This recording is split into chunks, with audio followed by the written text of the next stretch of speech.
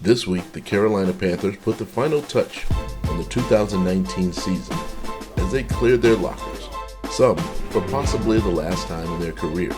More specifically yesterday, just, like I said, if it is the last, there's obviously been no final decision by the team or myself, but, preparing like it was, and just that way there was no regrets, no looking back and saying, I wish I would have handled, if I knew that was my last game, I wish I would have handled it better, just trying to be a little proactive and let the people know, enjoy that moment with the guys that you spend a lot of time with and coaches and staff that you spend a lot of time with. I don't want to sit here and make predictions. A lot goes into winning football games, and I think you got to realize how hard it is to win a football game in this league.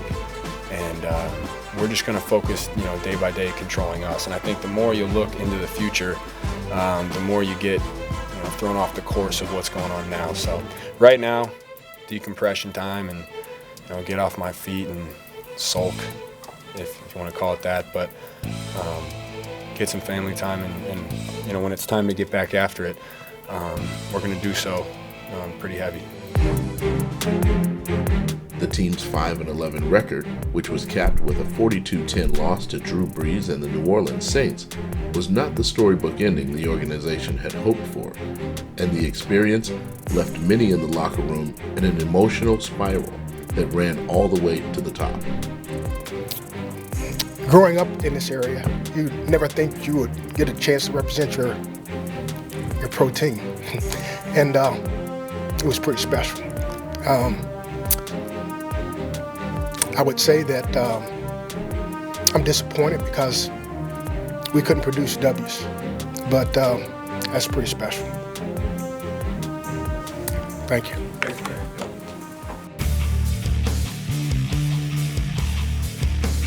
Since firing Ron Rivera and the installation of interim chief decision-maker Perry Fuel, the results remain the same type that catapulted the team to the bottom of the NFC South.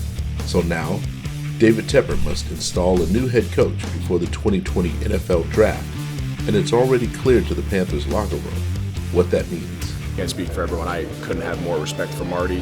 I think the team would be smart to keep him in some capacity around here. I think he's a huge asset to the organization, but it's been made pretty clear that there's going to be someone else too. That's not my assumption. That was made public. So those are the people really that I was referencing that just obviously are part of the organization as of today. I don't know who it's going to be, whoever it is. That's the coach, that's our leader. And so we're going to do what he says.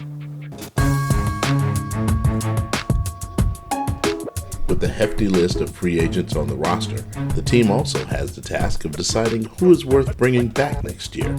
We played in a lot of close games. Some weren't close, but a lot of them were close that we lost. And it just comes with experience, I guess. They made a show about a couple guys on this team if they were going to make the team or not, and one of them was me.